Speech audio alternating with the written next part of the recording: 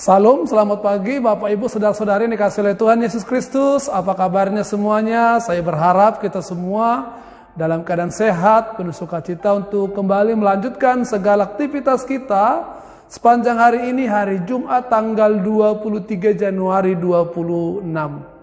Sebelum kita melakukan segala aktivitas kita, mari kita sejenak mendengarkan firman Tuhan. Renungan untuk hari ini kita mengawalinya dengan berdoa.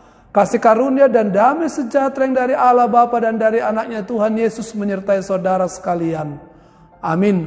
Saudara-saudari, firman Tuhan hari ini tertulis di kitab 2 Samuel 2 ayat 6, demikian dikatakan. Oleh sebab itu Tuhan kiranya menunjukkan kasih dan setianya kepadamu, aku pun akan berbuat kebaikan yang sama kepadamu, karena kamu telah melakukan hal yang demikian. Demikian firman Tuhan. Saudara-saudari yang dikasihi oleh Tuhan Yesus Kristus, di zaman ini kesetiaan melakukan sesuatu yang baik, semisal menolong orang lain yang sedang mengalami kecelakaan, membela perkara orang kecil yang tanahnya dirampas, korporasi, menyuarakan keadilan bagi para petani kecil, menyerukan tutup perusahaan perusak alam serta memviralkan pejabat yang korupsi, mungkin tidak akan selalu dianggap atau direspon baik oleh semua orang.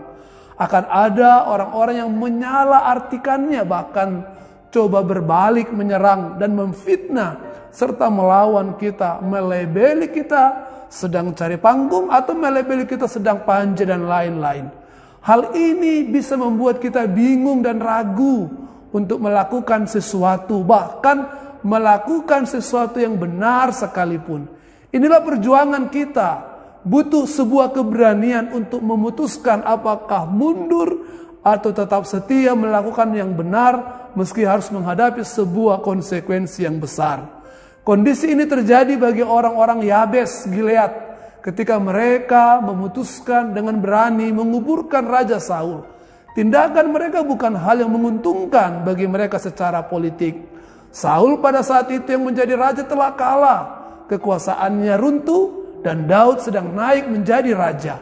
Namun orang-orang Yabes Gilead memilih bertindak setia melakukan yang benar, menghormati raja yang telah mati meskipun berisiko.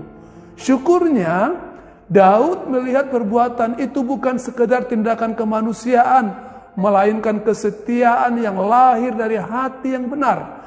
Karena itu Daud mendoakan agar Tuhan sendiri membalaskan mereka dengan kasih setia dan kebenarannya. Daud juga menegaskan bahwa ia tidak akan menutup mata terhadap kebaikan yang mereka lakukan. Firman ini saudara-saudari mengingatkan kita bahwa kesetiaan sejati seringkali tidak langsung mendapat balasan dari manusia. Bahkan kadang disertai resiko dan kesalahpahaman. Namun Tuhan melihat setiap tindakan setia yang dilakukan dengan hati yang tulus. Tidak ada perbuatan baik yang tersembunyi di hadapannya. Kasih setia dan kesetiaan adalah karakter Allah sendiri. Ketika kita hidup di dalam kesetiaan, baik dalam keluarga, pelayanan, pekerjaan maupun relasi, kita sedang mencerminkan sifat Allah yang setia. Dan Tuhan yang setia itu akan membalaskan, bukan selalu dengan cara yang kita duga, tetapi selalu tepat dan penuh kasih. Ayat ini juga mengajarkan kepada kita untuk menjadi pribadi yang menghargai kesetiaan orang lain. Seperti Daud menghargai kesetiaan orang-orang Yabes Gilead. Mengucapkan terima kasih, mendoakan dan membalas kebaikan adalah wujud kerendahan hati dan integritas iman. Oleh karena itu saudara-saudari, marilah kita tetap berlomba-lomba melakukan yang terbaik bagi sesama kita dimanapun kita berada. Tuhan memberkati kita. Amin, kita berdoa. Terima kasih Tuhan untuk firman-Mu yang sudah menyapa dan mengingatkan kami untuk tetap melakukan yang benar, melakukan perbuatan yang baik, bahkan di situasi sulit yang sedang kami alami. Kami tidak ragu dan tidak bimbang untuk selalu melakukan apa yang seturut dengan firman Tuhan. Berkatilah ya Tuhan kami dalam segala pekerjaan kami, segala aktivitas kami sepanjang hari ini, di hari Jumat ini. Berkati anak-anak kami yang sedang studi, yang sedang belajar di sekolah atau di kampus-kampus mereka, mempersiapkan diri akan masa depan mereka yang Tuhan akan anugerahkan kepada mereka. Kami juga berdoa buat seluruh jemaat-Mu yang bekerja dimanapun berada.